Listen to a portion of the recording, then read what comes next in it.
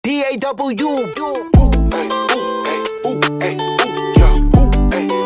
Teman-teman, kembali lagi di channel YouTube saya, Jipangestu. Nah, hari ini saya akan berbagi kembali informasi seputar tentang biostatistik. Nah, apa sih informasi yang saya akan berikan? Nah, pasti penasaran kan? Nah, di sini informasi yang saya berikan adalah tentang tendensi sentral. Apa sih itu tendensi sentral?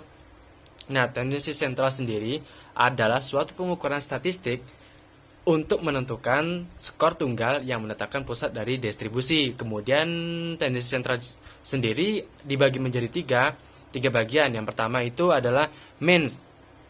Biasanya diketahui sebagai ilmu hitung rata-rata.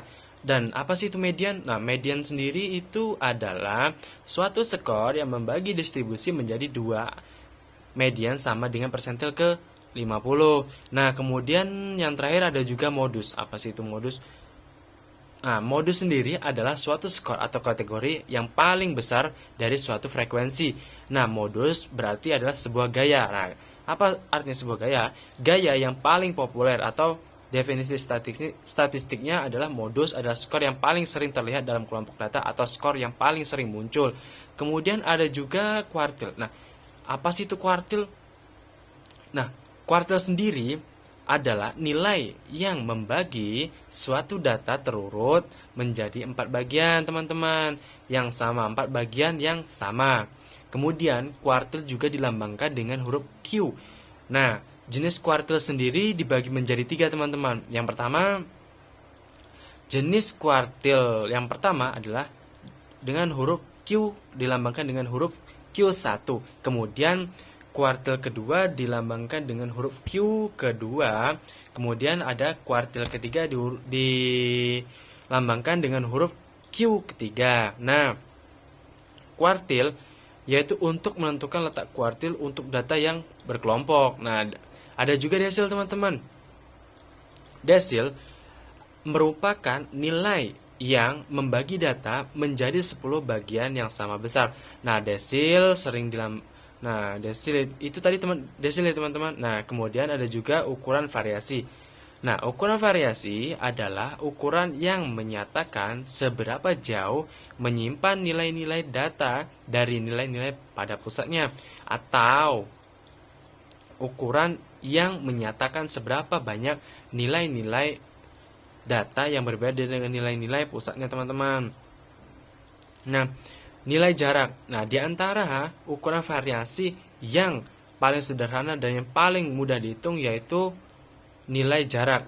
Rumusnya sendiri adalah XN dikurang X1. Nah, ada juga yang namanya nilai rata-rata simpangan, teman-teman. Nah, apa sih itu? Rata-rata simpangan atau RS adalah rata-rata hitung dari nilai absolut simpangan yang dirumuskan. Nah, ada juga varians, teman-teman. Nah, apa sih itu? Merupakan rata-rata hitung dari kuadran simpangan setiap pengamatan terhadap rata-rata hitungannya. Nah, varian sendiri terbagi menjadi 2 berdasarkan data yang digunakan, apakah data populasi atau juga data sampel. Dan kemudian ada juga, teman-teman, yang namanya simpangan baku. Nah, apa sih itu simpangan baku? Nah, pasti teman-teman penasaran. Nah, simpangan baku sendiri merupakan akar kuadran positif dari varian.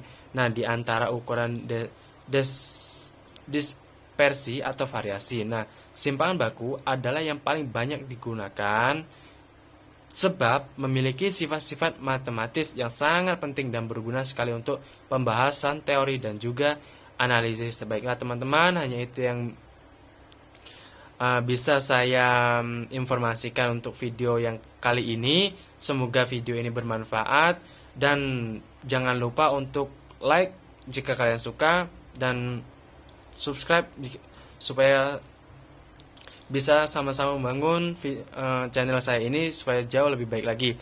Dan jangan lupa untuk menonton video saya selanjutnya, teman-teman. Baiklah, terima kasih.